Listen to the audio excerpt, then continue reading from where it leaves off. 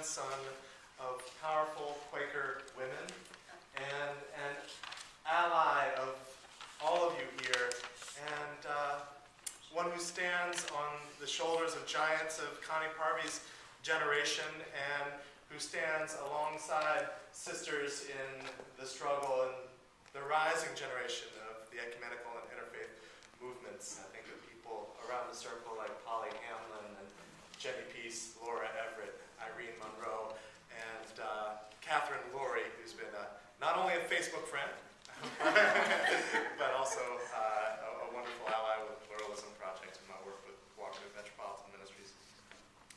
I'm definitely going to cry because I'm talking about my grandma. Her name was Miriam Lindsey Levering, and if I can, I'm going to bring not only her name, but an image of her as a beautiful young woman into the room. As many of you know, Quaker women have been in ministry since the 17th century. We've always had Quaker ministers. And Miriam was one of the most inspiring and influential Quaker women ministers of the 20th century. She died 19 years ago, almost to this day. She died in a phone booth outside Pittsburgh on her way to a National Council of Churches gathering in Indianapolis. She died only several miles away from the place that she was born in near Pittsburgh, born the daughter of a Methodist minister who was combating the evils of nativism and worker exploitation as a Methodist circuit riding minister. Miriam herself was a lifelong Quaker circuit rider. She raised 6 children and 9 grandchildren. She ministered locally and globally.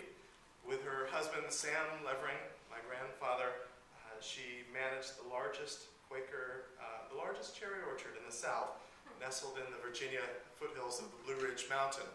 She employed about half of the mountainside, making her involuntarily poor her entire lifetime. I remember the smell of her thrift shop clothing. I remember the snacks that she would slide us, scavenged from airline flights that she took, the little peanuts and the candies that she would give us. I remember her voice coming through our door in Washington, D.C. saying, "Yoo-hoo." She would always say, "Yoo-hoo, I'm here." And we would gather in her embrace. She taught history and civics in North Carolina as the high school was struggling, coming out of the maw of segregation. She taught a desegregated class there. And perhaps her most important contribution on the global stage was as a fierce advocate for the Law of the Seas Treaty. She was co-founder of the Church Center in New York. She was nominated for the Nobel Peace Prize with her husband Sam for the successful work in this treaty, which the New York Times called probably the most significant development in the rule of law since the founding of the United Nations, when that was adopted. I knew her as grandma. Her ministry was profoundly relational, practical, filled with a deep love, and what she called burning patience. Burning patience.